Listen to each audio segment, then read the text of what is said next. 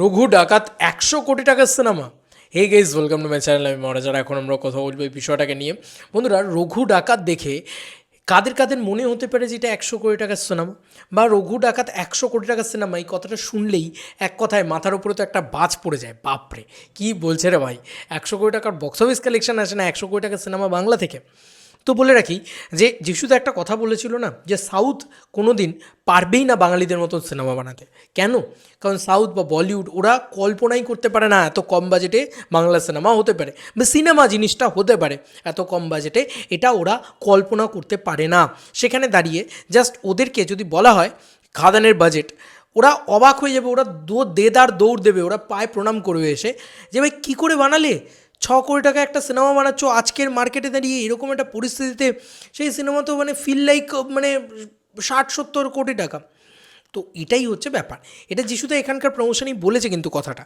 এবং আজকে দুবাইতে যাচ্ছে সেই সিনেমা, এবং কি লুক অ্যান্ড ফিল, কি দেখতে লাগছে। খাদান তো এটা সত্যি কথা যে সব লুক অ্যান্ড ফিলকে ব্রেক করে দিয়েছে, সব কিছুকে ব্রেক করে চলে গেছে। তো এই জায়গা থেকে দাঁড়িয়ে এটা কোথাও গিয়ে ক্লিয়ারলি বোঝা যাচ্ছে। এবার ফাইনালি রঘু ডাকাতের পালা। রঘু ডাকাতের বাজেট কত? এবার অনেকেই বাড়িয়ে বলছে 10 কোটি টাকা বাজেট। না, রঘু ডাকাতের 10 কোটি টাকা বাজেট নয়। এটা তোমাদেরকে বলে রাখি। খাদানের ক্ষেত্রেও অনেকে বাড়িয়ে বলেছিল যে খাদানের বাজেট নাকি 7 কোটি টাকা, 8 কোটি টাকা ইত্যাদি ইত্যাদি অনেক কিছু বলা হয়েছিল। বাট অ্যাকচুয়ালি অত বাজেট ছিল না, খাদানের 6 কোটি টাকা বাজেট ছিল। এটা আমি তোমাদেরকে অফিসিয়ালি বলেছিলাম তখন, এবং পরবর্তীকালে দেবদাও বিভিন্ন জায়গায় বলেছে। 7 কোটি টাকা প্রমোশন নিয়ে 6 কোটি টাকা বাজেট ছিল। এবার প্রপার রঘু ডাকাতের বাজেট কত জানো? রঘু ডাকাতের বাজেট অলমোস্ট ওই 7 কোটি টাকা বাজেট, মানে একদম প্রপারলি সিনেমা খরচ করার জায়গায় থাকবে। হয়তো সেটা ম্যাক্সিমাম বেড়ে চেড়ে 8 কোটি টাকা হতে পারে, তার বেশি হবে না। তো সিনেমা মেকিং বাজেটের কথা বলছে। তো এত কম বাজেটের ছবি, তাহলে তুমি বলছো যে, এবার তোমরা আমাকে বলবে যে কেন 100 কোটি টাকার কথা বলছি। এবার ধরো 6 কোটি টাকার ছবি, যেটা তোমাদের 60-70 কোটি টাকার মতন দেখতে লেগেছে, কাদের কাদের লেগেছে সেটা আমাকে জানিও। যে যখন বড় পর্দার টিকিটটা কেটেছো তখন মনে হয়েছে যে না, এটা 6 কোটি টাকার সিনেমা হতে পারে না, এটা 60-70 কোটি টাকার ছবি। সেই বাজেটটা আমরা দেখতে পাচ্ছি পর্দায়। সেই জায়গাটা যেন আমাদের মনে হচ্ছে যে ভাই কী বানিয়েছে। ট্রেনের সিকোয়েন্স বলো বা বলো, এখন অনেকগুলো নিয়ে কথা বলা যেতে পারে। অনেক জায়গা রয়েছে যেগুলো অ্যাকশন বলো, কাদা ফাইট সিন বলো, ঠিক আছে, বা পিছনে অত লরি আসা বলো, মানে গ্র্যান্ডারটা দিয়েছিল পাতি বাংলা কথা, তাই তো। তো এবার 8 কোটি টাকা যখন বাজেট হচ্ছে একটা ছবির, 7 থেকে 8 কোটি টাকা যখন একটা ছবির বাজেট হচ্ছে, তখন সেই ছবিটা তো ফিল লাইক 80-100 CR। ইয়েস, তোমরা সেটাই ফিল করতে চলেছো। বন্ধুরা, বেঙ্গলে মানে ওয়েস্ট বেঙ্গলে আমাদের এখানে জাহাজের অ্যাকশন সিকোয়েন্স হয়নি। প্রথমবার হতে চলেছে রঘু ডাকাতের মারফত। লায়ন যদি আগে রিলিজ করে তাহলে লায়ন, তবে লায়নের কোনো অ্যানাউন্সমেন্টই নেই, তো লায়ন রিলিজ করবে কি পরবর্তীতে দেখা যাবে হোক। তবে রঘু ডাকাতের মারফত কিন্তু প্রথম জাহাজের অ্যাকশন সিকোয়েন্স আসতে চলেছে, এবং সেটা ম্যাসিভ স্কেলে হতে চলেছে।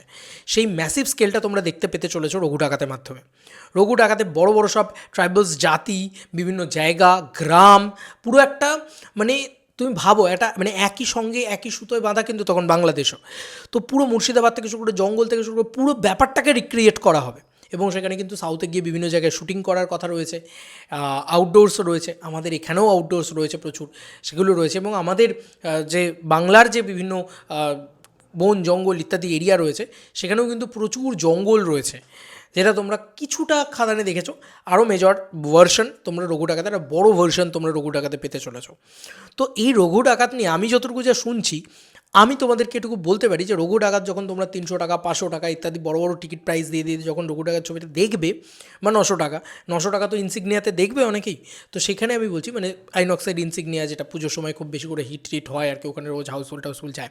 টেক্কার সময় যদি সেই ছবি যদি হাউসফুল গেছে ইনসিগনিয়াতে, 1100 টাকা, 900 টাকা ইত্যাদি টিকিট থাকে, সেই ছবি যদি গেছে তাহলে রঘু ডাকাতও যাবে, আমি শিওর।